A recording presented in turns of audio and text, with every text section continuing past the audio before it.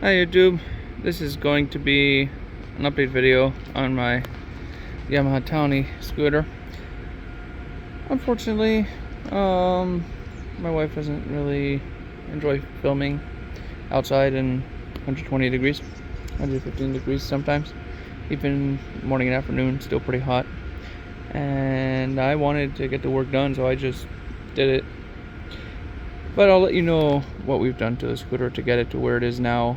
A nice running, driving scooter. So on the front, we changed the tire.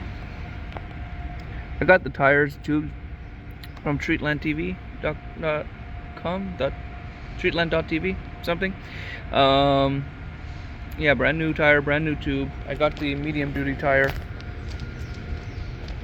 inner tube, for this one. Brakes are the same. And the throttle cable, the speedometer cable, the same. Haven't changed any of those. Brakes inside are about half worn, but still in okay condition. Take this wheel off. You put a block or something under the center, get it to balance. You take out the speedometer cable, has a little circlip and a ring, and then you loosen your brake cable off, and it's just you undo the nut and bolt. Wheel slides. I took off the fender, but I don't remember why. Oh, I had to reconnect this and some stuff, but you don't need to take off the fender for the front. Wheel comes down. It's got some bearings inside. You could take out the seal, clean, re-grease. That's what I did. Changing the tire, used some tire irons. Pry the old one off, came off pretty easily because it's probably original. Tire and tube. I also ordered the rubber ring that protects the tube from the spokes, so it's a good thing I got that one because this one was pretty destroyed. Pried it off. I didn't use soapy water. I used some baby powder on the tube. Managed to pry on the new one without damaging the rim. Then I took the whole assembly to 8-ball motorcycles here in Phoenix, and they trued the wheel, so it's all true, no wobble, everything's good here. The spokes were able to be adjusted even though it's this old, luckily, and that wheel's good. Since we're talking about wheels and tires, back tire, a little bit of a different story. I got tire tube and the rubber strip again. Take the back tire off. I think I had it in the last video. You take the exhaust off, just the two bolts, the two nuts that go hold on to the cylinder, and those bolts, those nuts on the swing arm, and the shock comes off. And they have castellated nuts, but there's no holes or anything. And according to the IPC, you don't put cotter pins in them. Take off that center one. You can leave the two ones holding the bearing holder in there. I took off the fender and slid the wheel off the splines. Re-greased bearings in there, and same thing as the front. Changed the tire. It's a process, but I got it done. Brake cable came off and back on. Brakes were also about 50% worn in there. Okay condition at the end. After I have to find them. And now what else we do in the back here? Oh, so this one was missing the two reflectors. It was very hard to find the original thread pitch reflectors that were on here. The backs of them were threaded originally, so I bought just a set from Amazon. It was like $6, and I drilled out the threads, and it had nuts. All light bulbs were changed, turn signals, brake lights. It was quite old.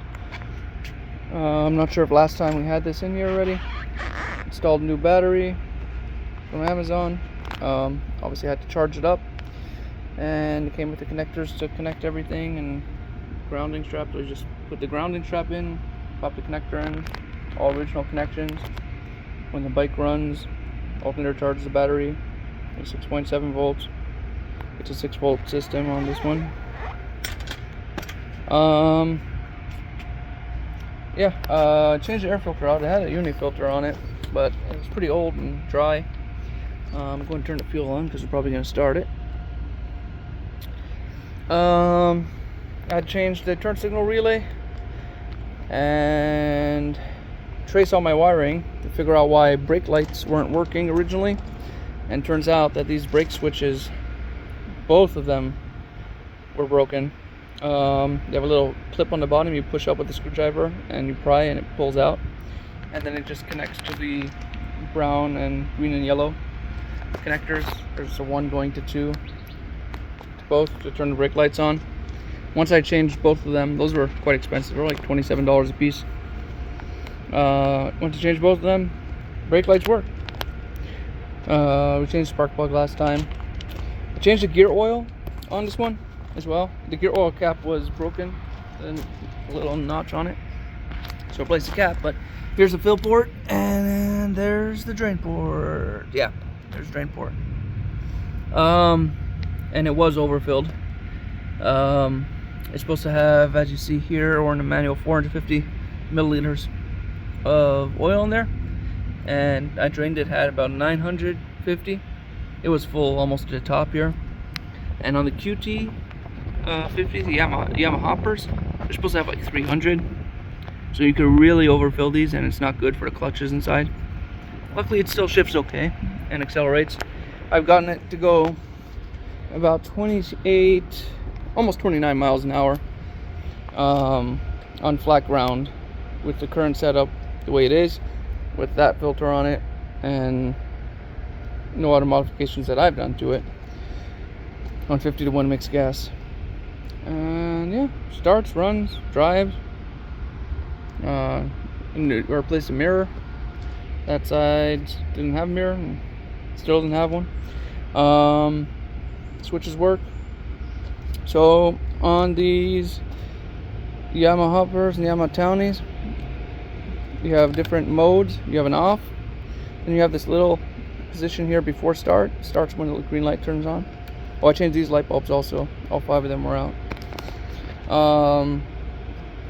So that little accessory just lets you use your brake light. The start gives it more spark for ignition and doesn't let you use your turn signals yet. Run lets you use everything. So we'll go to start. It's hot outside. I haven't started it. It's cold, but she has good compression. She starts up usually pretty quick. It's quick.